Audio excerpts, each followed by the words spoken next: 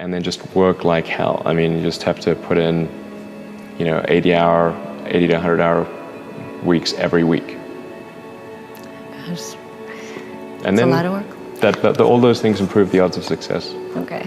I mean, if other people are putting in 40-hour work weeks and you're putting in 100-hour work weeks, then even if you're doing the same thing, you know that in 1 year you will achieve what they achieve. You will achieve in 4 months what it takes them a year to achieve. I'd say the number one common thread of anybody that I work with is successful. Financial, athletes, people in politics, it's hunger. You and I both know intelligence is a pretty damn valuable tool, but there are a lot of very smart people who can't fight their way out of a paper bag. And then when you find somebody who has that hunger, the hunger that doesn't go away, that hunger to be more, to do more, to give more, that hunger that never ends, that's how you get these people that are the best in the world at whatever they do. And so if you can, I think everybody has that hunger, but for some people it's been asleep for a long time because they're afraid. They're afraid that I'm gonna get hungry, I'm gonna try, I'm gonna fail. And so it's human nature to protect yourself from the fear by just lowering your expectations. But one of the things I've learned is you get what you tolerate. You get what you tolerate in yourself, you get what you tolerate in your life, and sooner or later we sometimes hit a point where we say, not another day, not another hour, this is done. I'm not walking this way, I'm not talking this way, I'm not living this way, I'm not gonna be in this relationship anymore, I'm gonna change it. And when people do that, that's the beginning of a breakthrough. Help to create a different vision for myself. Some of you are already doing it right now. I'm saying this is a time more than ever that you want to begin to inoculate yourself with positive words, coming to conventions, showing up on meetings, being on the calls, to make yourself unstoppable, to get out of your mind the polluting negative thoughts that's causing most people to go through life being stuck because they're volunteer victims. Somebody said that many people die at age 25 and don't get buried until they're 65 because they got so much garbage in their minds. You are here because you've got a clear vision of what you want and where you're going. Give yourselves a round of applause. Come on, bring your energy level up. Yes, yes. You want more. You want more. You're different. You're different than everybody else. Don't worry if they don't get it. Don't try and convince people to do this business. A person convinced against their will is of the same opinion still. You are not like everybody else. You can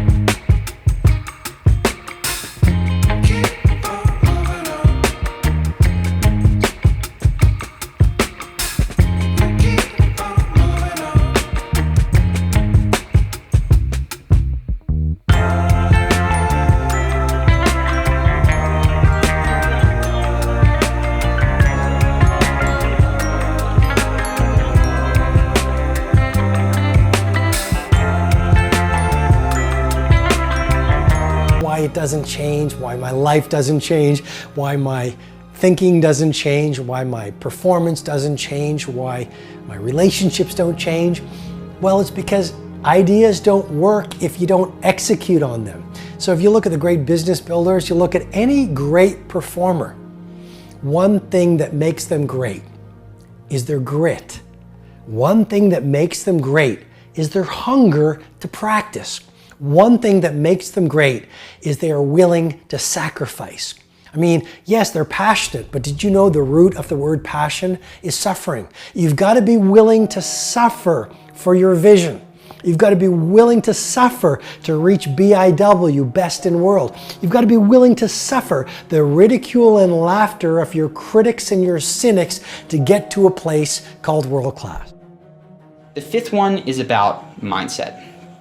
And the mindset shift is to appreciation. Because the truth is, oftentimes, everything what we're trying to get, we're focused on what we don't have. And if you can shift your mindset simply from not focusing on what I lack, but what I have, and shift it from not focusing on the bottom of that ladder, the stuff, but to the connection and the growth, that is the shift that will lead to the most lasting happiness. We have access to this at all times of our life. Even in the annoying moments when we're standing in line and it's 20 minutes to get out of the food store, you can focus on the fact that you're 20 minutes late. What you don't have is your time.